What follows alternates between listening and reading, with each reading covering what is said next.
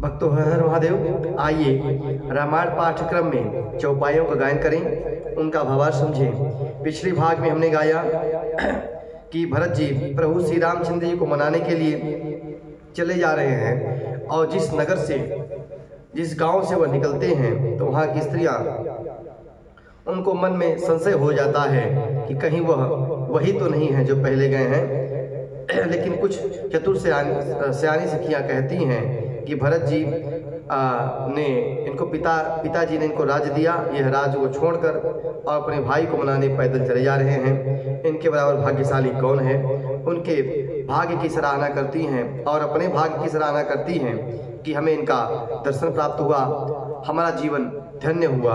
आइए आगे क्रम में हम चौपाइयों गायन करें, उनका भावार्थ समझें। वीडियो अच्छा लगे, कथा अच्छी लगे तो YouTube चैनल को सब्सक्राइब करें, शेयर करें, जय श्री राम कमेंट जरूर करें।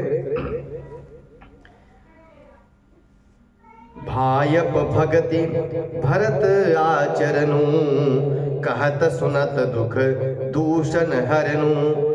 जो किछु कहब थोरी सखी सोई, राम बंधु हस काहे न होई। भरत जी का भाईपना और भक्ति इनकी आचरण कहने और सुनने से दुख और दोषों को हरने वाले हैं। हे सखी, उनके संबंध जो कुछ भी कहा जाए वह थोड़ा थोड़ा है। श्री रामचंद्र जी के भाई हैं तो ऐसा क्यों न हो।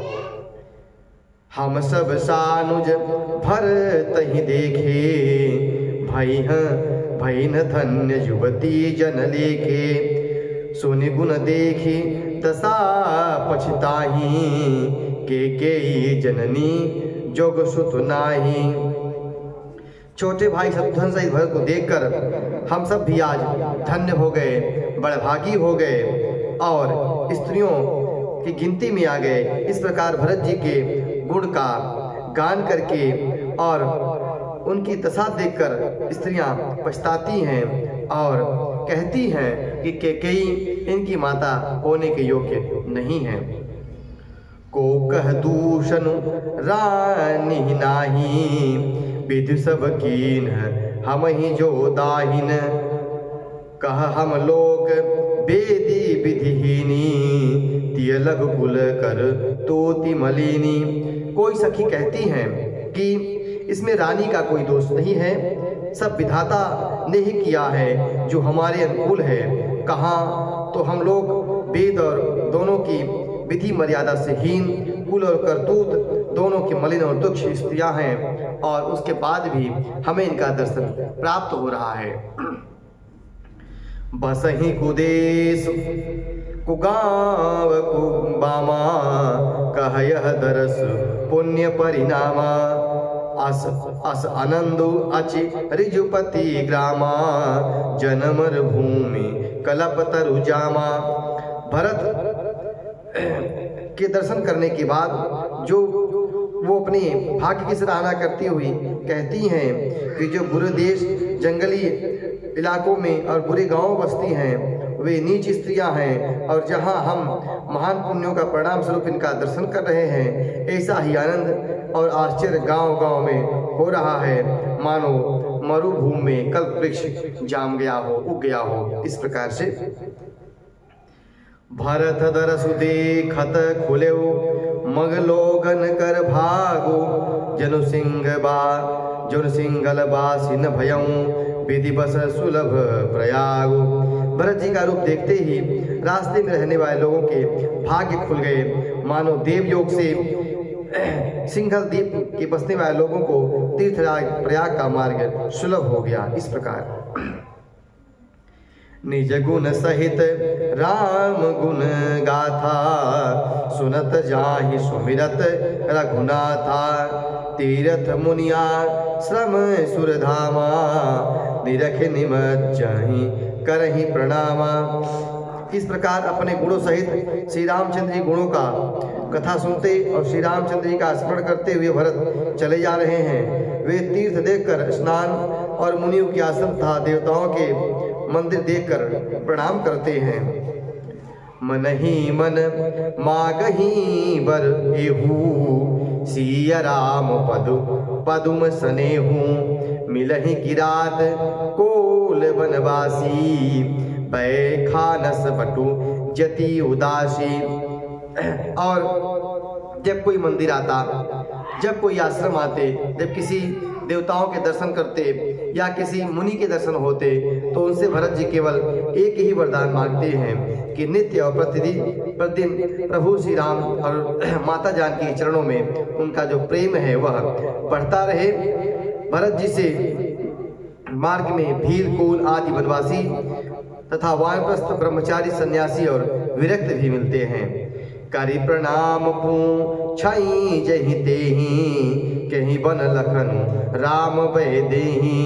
ते प्रभु समाचार सब कहीं, भरत ही देखी जन्म फल लहि। जिससे वह भरत जी उनसे प्रणाम करते हैं और उनसे पूछते हैं कि मेरे भाई श्री राम और लक्ष्मण माता जानकी किस ओर गए हैं, कहाँ गए हैं, और वे समाचार कहकर अपने आप को समाचार बताकर कि प्रभु श्री रामचंद्र जी किस ओर गए हैं, यह बताकर अपने आप को धन्य समझते।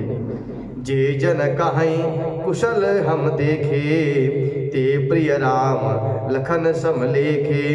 एहि विधि पूछत सब ही सुबानी, सुनत राम बन वास कहानी। जो लोग कहते हैं कि हमने उनको कुशल पूर्वक देखा है, उनको भरत जी राम और लक्ष्मण के समान ही देखते हैं और बहुत प्यारे मानते हैं। इस प्रकार सबसे सुंदर वाणी से पूछते और श्री राम के वनवास की कहानी सुनते हुए जाते हैं। तेहि बासर बसी प्रात ही, चले सुमिर रघुनाथ, राम दरस की लालसा, भरत सरिस सब साथ।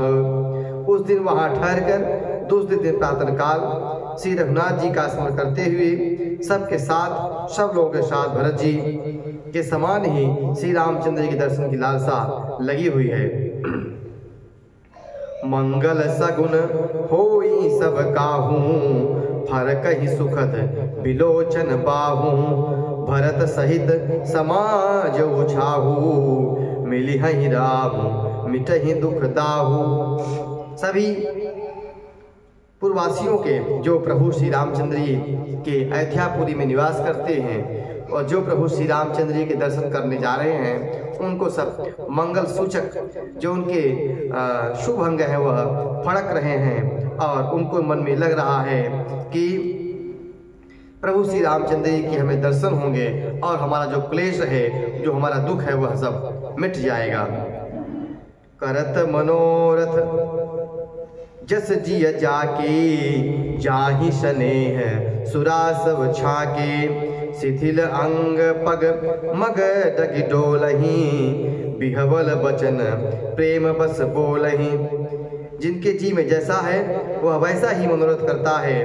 सब स्नेह रूपी मदिरा के छके प्रेम में मतवाले चले जा रहे हैं। अंग शिथिल है, रास्ते में पैर डगमगा रहे हैं और प्रेम में विवल हैं। राम सखाते ही समय दिखावा, शैल शिरोमणि सहज सुहावा। जासु समीप सरित पय तीरा, सीय समेत बसहि दो वीरा। राम सखा निषाद राज उसी समय स्वाभाविक ही सुहावना पर्वत शिरोमणि कामदगिरी को उनको दिखाया, जिसके निकट ही पैसुनी नदी के तट पर सीताराम समेत दोनों भाई, सीता जी समेत दोनों भाई निवास करते हैं। देखी करहि सब दंड प्रणामा, कहि जय जानकी जीवन रामा।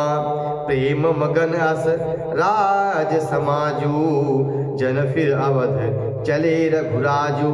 सब लोग पर्वत को देखकर जानकी जीवन श्री रामचंद्र की जय हो ऐसा कहकर दंडवत प्रणाम करते हैं।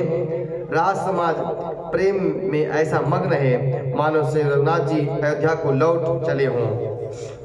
भरत प्रेम तहि समय जस, तस कही सकई न शेषु। कभी ही अगम जिमि ब्रह्म सुख, आह मन मलिन जनेशु। भरत जी का उस समय जैसा प्रेम था वैसा शेष जी भी नहीं कह सकते हैं, कवि के लिए तो वह वैसा ही अगम है जैसे अहंता और ममता के मलिन मनुष्य के लिए ब्रह्मानंद प्राप्त करना होता है। उसी प्रकार कवि के लिए भरत जी के उस प्रेम को वर्णन करना भी दुष्कर है। इस भाग में इतना ही। अगले भाग में भरत जी कैसे वहां तक पहुंचते हैं उस प्रसंग का हम गायन करेंगे। कथा अच्छी लगी हो तो YouTube चैनल को सब्सक्राइब करें, शेयर करें। जय श्री राम कमेंट जरूर करें। हर हर महादेव।